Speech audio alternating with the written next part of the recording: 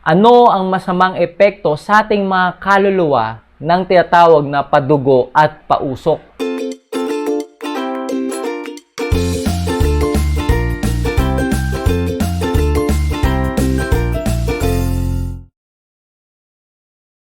Mga ka-faith, una sa lahat gusto kong pasalamatan lahat ng mga sumuporta at bumili ng ating mga merchandise item.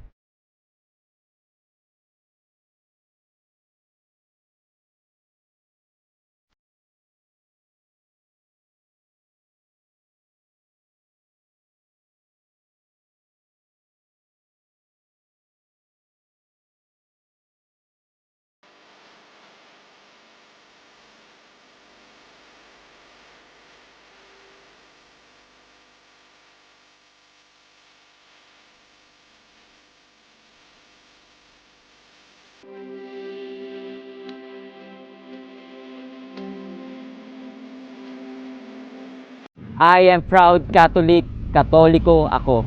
Hi, my name is Adrian Milag and welcome again to my vlog. Di ba madalas ito yung ginagawa ng iba na tuwing magpapatayo ng bahay ay kumukuha ng dugo ng manok, ng kambing, inaalay nila dun sa tatayuan ng bahay na yon na para daw swertehin or para hindi malasin, ganyan. So, ano nga ba yung masamang epekto nito ng mga padugo at pausok?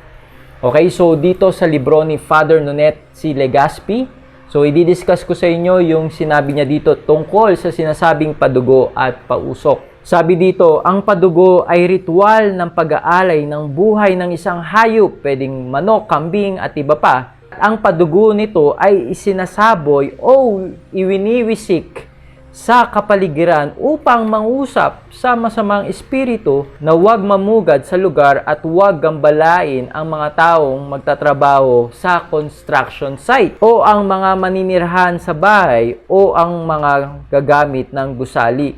Ito ay kadalasang ginagawa bago magsimula o pagpapatayo ng bahay o gusali. Sa ilang mga katutubong angkan o tribo, ang padugo ay pinangungunahan ng isang manggagamot ang kanilang bersyon ng pari. Ang pari ring ito ang nagsasagawa ng pausok o pag-insenso sa lugar. Sa lungsod, ito ay ginagawa pa rin ng maraming arkitekto at kung hindi pinahintulutan ng arkitekto at sa kalaman ng home or building owners, ang construction workers ang palihim na nagsasagawa nito. What? Dagdag sa nabanggit na kadahilanan ay upang humingi ng pahintulot at maglubag sa mga espiritong magagambala ng paggawa sa lugar. Sa lumang tipan, si Yahweh lamang ang inaalayan ng animal sacrifice, na siya rin naman ang nag-utos. Sa kultura ng mga Hebreo, ang dugo ang nagsasanggalang ng buhay, ang namamagitan sa Diyos at sa tao, ang lumikha ng ugnayan, ang nagpapatunay ng pagbabayad puri at pagpapanumbalik ng buhay. Sa pagdating ni Jesucristo sa bagong tipan, siya ang korderong pinatay na karapat-dapat tumanggap ng kapangyarihan at kayamanan, karunungan at lakas, karangalan, kaluwalhatian at pagpupuri. Ang pag-aalay niya ng buhay sa Kalbaryo ay patuloy na nananatili sa piling natin sa pamamagitan ng banal na misa, sabi ni San Pablo. Sa gayon, tuwing kakainin nyo ang tinapay at iinom kayo sa kalis, inihahayag ninyo ang pagkamatay ng Panginoon hanggang sa pagdating niya. Mababasa to sa 1 Corinthians chapter 11 verse 26. Ngunit sa banal na misa, hindi na muling nag-aalay si Jesucristo ng kanyang sarili sa madugong paraan. Tayong kanyang tinubos na ang handog na buhay or tinatawag na living sacrifice. Ayon kay San Pablo sa Roma chapter 12 verse 1. Kaya't malinaw na hindi na kinakailangan ng pag-aalay ng sakripisyong nangangailangan ng literal na pagdanak ng dugo. Inaakala nating sa pamamagitan ng padugo at pausok ay lalayas ang masasamang espiritu sa lugar. Sa katunayan, sila ay lalong kumakapit dahil sila ay kinikilala bilang halos kapantay na ni Yahweh. Inaalayan ng sakripisyo at iniinsensuhan dahil tigib sa kayabangan ang demonyo. Gusto niya ang parangal na ganito. Grabe, no? At kahit wala sa intensyon ng nagpapadugo ang mag-alay sa demonyo, dahil walang saysay sa mata ng Diyos ang mga pamahiin at gawain ito, aakuin ng demonyo ang gawain at ituturing niya bilang parangal sa kanya. Okay, kaya guys, beware sa paggawa nito. Ganoon ka-insecure at kayabang ang dyablo. At dahil siya ay sinungaling at mapanlinlang, magkukunwaring aalis at mananahimik. Ngunit nakatatak na ang lugar para sa kanya. May lehitimong karapatan or tinatawag na legal right. May legal right na siya sa lugar at sa mga tao dito.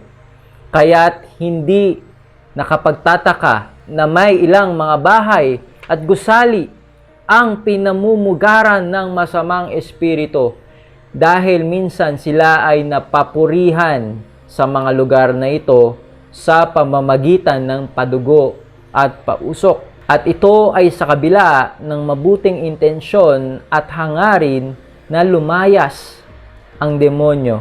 Tandaan ang sinabi si San Bernardo ng Clairvaux, ang daan patungong impyerno ay nalalatagan ng mabubuting hangarin.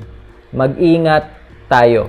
Mag-ingat tayo sa mga ganitong pag-aalay, yung mga padugo at pausok. Malinaw ang explanation ni Father Nonet doon sa binasa ko kanina na ito, ang ganitong ritual ay ginagawa lamang dati sa Old Testament at ito ay para lamang sa Diyos at wala ng iba. Kung ikaw ay isang Katoliko at ginagawa mo to, di ba parang you are committing a grave sin against God. You are declaring war with God.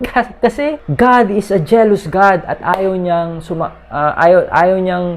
ginagawa mo yan lalo na sa pag-aalay ng dugo at obviously hindi yan tinatanggap ng Diyos. Ginagawa mo yan sa dark force, sa demonyo na hindi yan kalugod-lugod sa Diyos. That's why mahalaga na maging aware tayo sa mga ganitong mga paniniwala. Kasi minsan kahit kahit hindi mo intensyon na ialay to sa demonyo, pero sa totoo lang ay ganun yung nangyayari.